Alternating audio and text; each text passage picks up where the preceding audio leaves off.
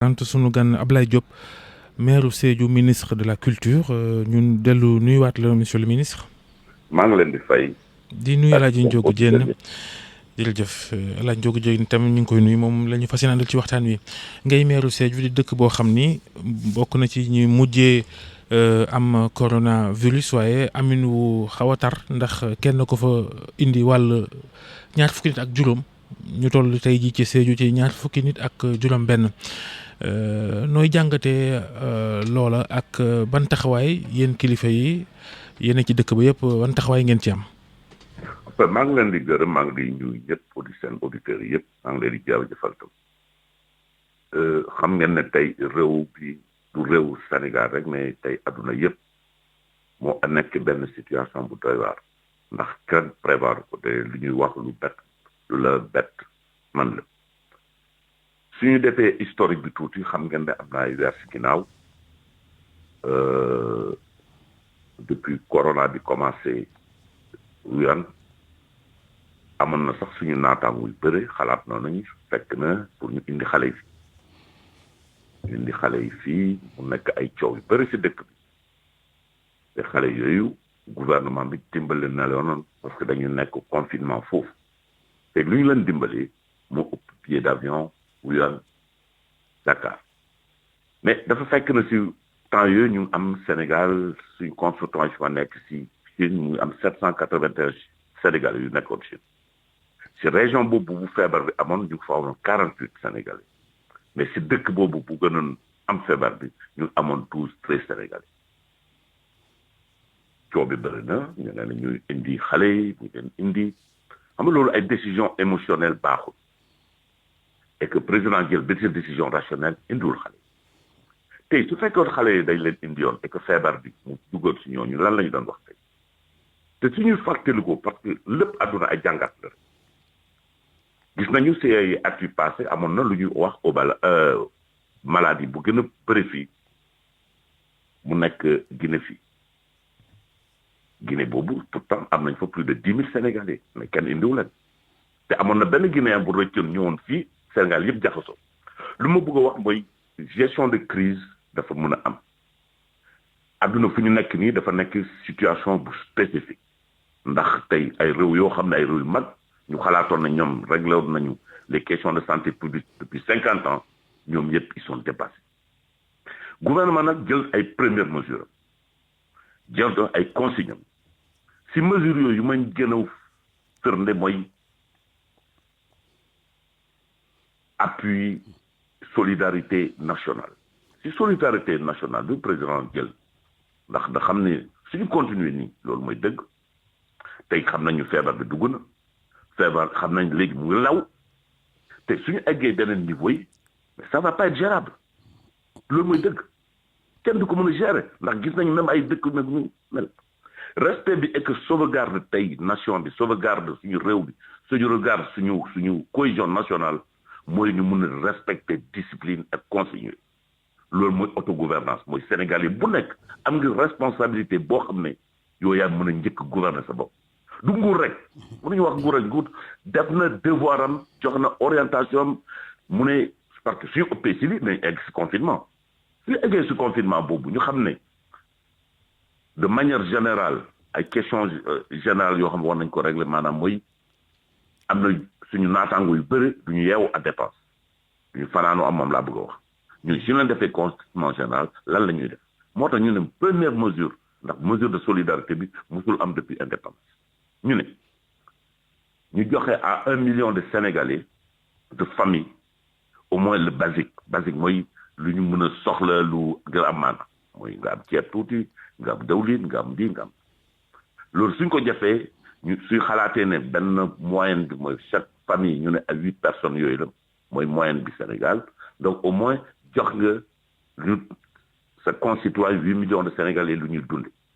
loolu yëpp c'est en prélude parce que suñu avancé nii ñu xam ne yëpp a taxaw fu ñu nekk nii suñu joxee loolu et que tey lépp bépp question boo xam ne moo ñu mën a sauvegarder tey mooy ñu jël ay mesures individuelles parce que am na mesure collective. ki ko dugal Sédhiou respecté wul tere gi ñu tere nit ñi di voyager mais dama bëgg a xam bala ñoo sori ba xam tey jii comme Sédhiou région bi am na 26 personnes ñaar fukki ak juróom-benn yëf yi dal mbaa foofa bërëbu fajukaay yi attan nañ yu ni mel. attan nañ bi comprendre ma sa question bi. ma ni mbaa mbooloo bu amee mbooloo mu yëf yi dal foofu. ci seen yaram ndax bërëbu fajukaay yu Sédhiou yi attan na loolu. en fait tey lu am mooy dimanche laa njëkk si guddi balaa 22h fekk maa ngi Sédhiou sax laa déggoon ne am nañu benn cas suspect ñu isolé. C'est l'occasion de me remercier vraiment toutes les forces vives de la nation, système de santé, sécurité publique et tout ça. Nous disons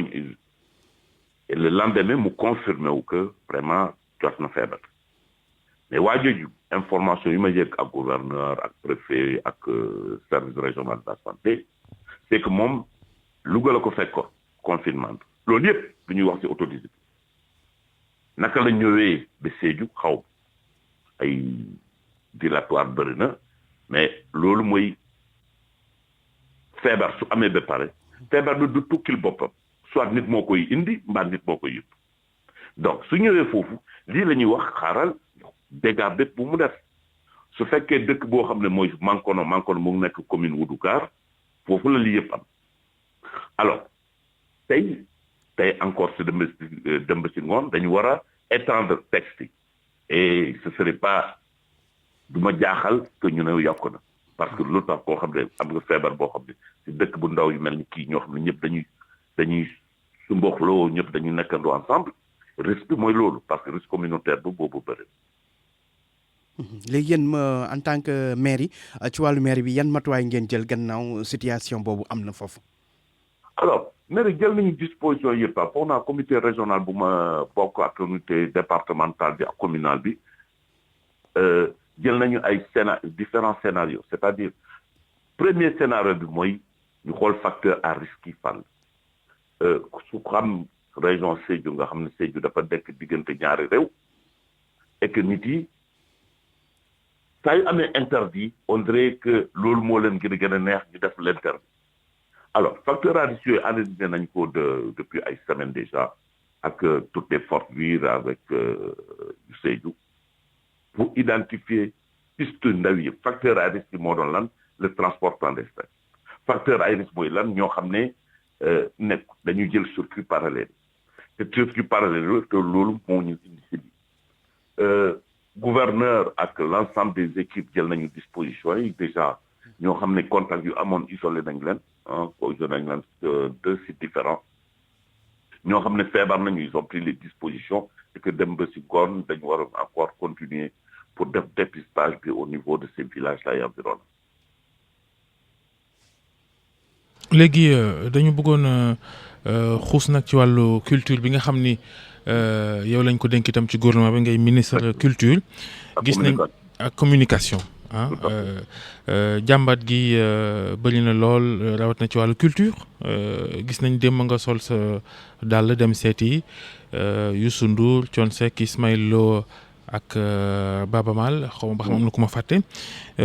tànk yooyu lu ko taxoon a jóg dëgg sax bala ñoo sori. xam ngeen depuis situation bi am ñu xam ne secteur yëpp ñoo impacté wu amul benn secteur bu impacté wu pour preuve dimanche bi def naa réunion ak sama xale yi Jakarta yi ñu nekk sama région ma xam ne ñoom tam mënuñu yëngatu rencontré transporteurs yi ñu nekk sama région parce que ñoom tam mënuñu yëngatu pour xool naka la ñuy apaiser du caageen ay remboursement la par xaalis boobu amul caageen naka lañ leen di d'emploi pour atténuer loolu la président njëkk def pour déjà atténuer seen souffrance sénégalais foofu mënta nag fu ñu mënta dëkk loolu su jeexee ñu organiser nit yi si lan lañu mën a liggéey si biir culture nag président daf ñu laaj tous les secteurs xam nga tey def na sur pied Covid-19 donc la preuve maa ngi félicité général bu mu def à la tête semaine dernière mu ne nañu réfléchir avec les différents acteurs et sous-secteurs lan lañu mën a def ñu analyser déjà niveau boobu la ñu nekk ñu bind benn référendum qui tient encore parce que suñu wax culture yëpp la les gars du cinéma te am na ñoo xam ne ñu ngi doon def ay film te passé nañ ko plus de 2 milliards ñu ngi au nord il fallait que ñu arrêté parce que ñooñu suñu defee film bi am na ay nit yu bëri ñoo xam ne ñooy joué dans le film am na ay figurants am na kenn xamul yooyu yëpp dañ ko war a arrêté am na dans le secteur du livre am na dans le secteur du spectacle am na dans le secteur du théâtre am na dans le secteur loolu yëpp dañu war a analyser ni ñu ko mën a def lépp loo xam ne mënu ko def référendum boobu bind nañ ko yónni nañ ko mais léegi tous les besoins là la ñuy centraliser au niveau force 19 après foofu la arbitrage di am arbitrage boobu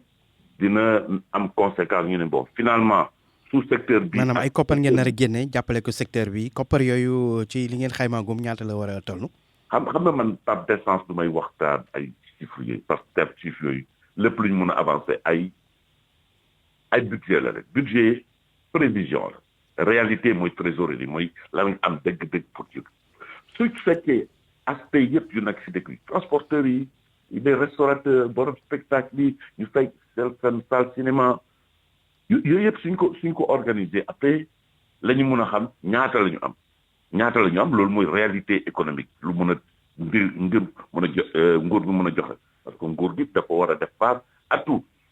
su ñoo ne tous c'est-à-dire à tous les Sénégalais avec tous les secteurs su boobaa la ñu mën a wax naka la ñuy defee moyen de contingence c'est-à-dire les 3 mois là nu ñu koy gérer nu ñu koy atténuer pour suñu acteurs yi ñooy may féliciter leen de remercier bu baax après chaque crise occasion la pour ngeen mën a réfléchir sur la relance loolu tam réfléchir nañ ko laka la ñu relancer parce que la culture sénégalaise de manière générale moo yor suñu économie lu tax ma wax loolu parce que xalaatoon nañu ne au moment des indépendances que suñu économie était basée sur l'agriculture mais lu ñu fàttewul les 20 premières années suñu indépendance yi 13 années yëpp sécheresse la mais lu tax Sénégal mun a law nii am notoriété et puis valeur d'attention bi ci àdduna bi c'est à cause du talent de nos concitoyens te loolu on va tenir ça en compte soobee yàlla semaine prochaine suba déjà dinaa rencontrer les arts visuels après dinaa rencontrer les comédiens après ñooñu yëpp parce que njaboot bi lañu bàkku pour déglu leen pour échanger un peu et puis pour aussi les remercier parce que ñooñu yëpp gis naa consensus bu am autour solidarité bu am autour du chef de l'État pour que ñoom yëpp képp ku nekk ak loo mën def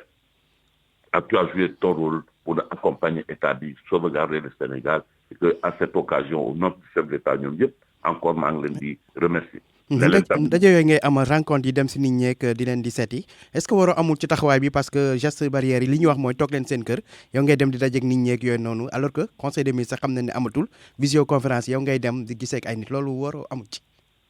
ñooñu comme amuñu vidéoconférence c'est comme soo amee malade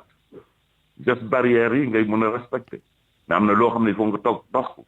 ndax ñi sama njaboot lañu ñoom amuñu ay vidéoconférence ba mën a def ak ñoom. du moo gënoon yomb balaa ñoom ñëpp ma ñëw ma individuellement ñu dem ñu respecter consignes yi ñu respecter barrières yi ma def seeti la. bu dee ci wàllu communication nga xam tamit yow lañ ko dénk maanaam bërëbu tasum xabaar yi ñoom itam fu seen mbir toll. en fait ñooñu déjà président depuis mu njëkk am xam nga ñoom amoon nañu benn fonds bu ñuy wax aide à la presse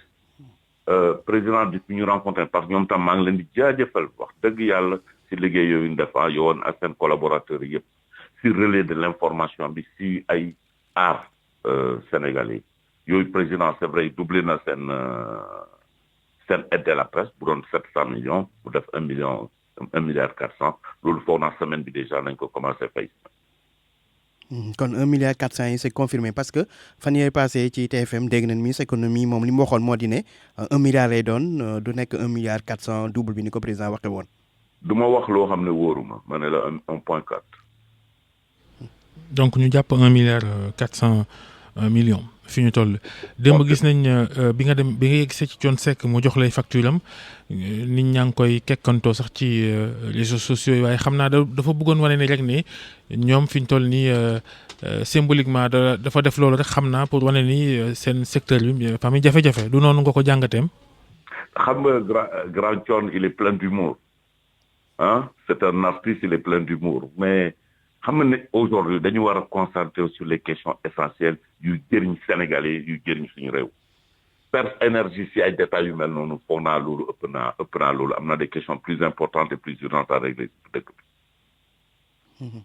léegi artistes comédiens yi aussi déggoon na ne ñoom tam wax nga sànq sax si comédiens yi seen sketch yi amu ren ndaxte direction cinématographie dafa tere ren tournage yi ngir nag bañ dajale yu ni mel ñoom ñuy sàkku leen ci dimbali ñu mën a tourner ngir mën a for dara ndax contrat yu ñu signé ba pare ci wàll woowu lu ngeen ci fas yéene def. xam nga tey suñu walee ñëwaat si contrat yëpp tey bëri artistes yëpp ñu ma demee seet ñoom ñëpp am nañ tournée internationale ñu bëri signé nañ ay contrat de prestation. suñu ko war a jox des questions individuelles xam nga suñu gérer benn crise dañ koy gérer de manière générale c'est la généralité qui est importante mais suñu war a dem sur toutes les questions spécifiques duñu ko génn parce que kii xam naa tey neexu la sa doom yi toog kër te jàngooñu enseignants yi yàkkamte nañu gis dem seen élèves yi ñu jàngal leen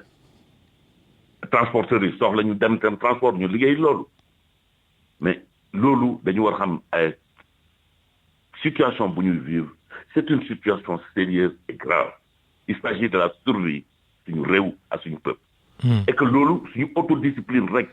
moo tax ñu mun si génn loolu nag xanaa ma saw leen coon. Ablaye Diop ministre culture ak communication mooy sunu gan ci RFM matin tey waxtu bi li ci des bëriwul rek waaye mën nañoo jeexale laaj bi bu dee xalaatu leen jaar ci SODAV ginnaaw SODAV mooy fay droit d'auteur yi est-ce que mu leen woon jaar ci SODAV mu avance artistes yi bu ko defee ñëpp loolu gën a yomb du schéma bu gën a yombam ñuy seet ku ne fa nga nekk ñu jéem la jox dara. loo xalaat la ou bien lu la wóor la. damay laajte daaw nga dégg ne dafa am xaalis. non damay laajte dama ne bu dee da ngeen ni. loolu si mécanisme bi la ñuy analyser. après suñu amee des fonds dédiés après de manière structurelle dinañu analyser étudier ban schéma ban scénario et la ñu mën a. loolu lu mën a nekk la maanaam bu ngeen di jàppale artistes yi ngeen dem jox ko SODAV moom mu yor fichier bu am solo. mu séddale bu dee day avance sax mu avance gaa ñi ñu suqali ko en attendant. loolu question boobu suñ ci eggee nañ ko lijjanti. waa Sédhiou nag ndimbal li moom kañ lay yegg si est-ce que ñi ci war a am ñëpp nañ ci am est-ce que yéen maire bi di ngeen ko awale yoon du ngeen jox ñi leen di politiqueal bàyyi ñeneen ñi. xam nga àdduna warul nekk ko waxu politique xam nga am na lu ñu bokk te ay nawle la réew bi ñun yëpp. benn doom lañu te ñun yëpp intérêt réew mi mooy suñu intérêt xam ngeen waxtu politique nekkuñu ci loolu tey su lan la ñu nekk ci situation grave bu ñu nekk nii naka la ñu siy génne naka la bépp Sénégalais de manière consensuelle c'est les questions les plus importantes on a tey ay yeneen détails franchement on a c'est pas d'actualité et c'est pas l'ordre du jour. non mais tontu rek monsieur le ministre c'est plus simple dina aw yoon wala du aw yoon. yëpp yoon la mën a aw. suñu mbokk la ñu. fali laay xam ni. jërëjëf suñu mbokk la ñu jërëjëf. ñu yendu jàmm Ablaye Diop. waaw jërëjëf yow tam ñu yendu jàmm ngeen baal ma àq nag. ñu ngi lay baal ministre de la culture et de la communication maire Sédhiou jaajëfalaat Ndiogou jaa ngeen jëf mbokk yi.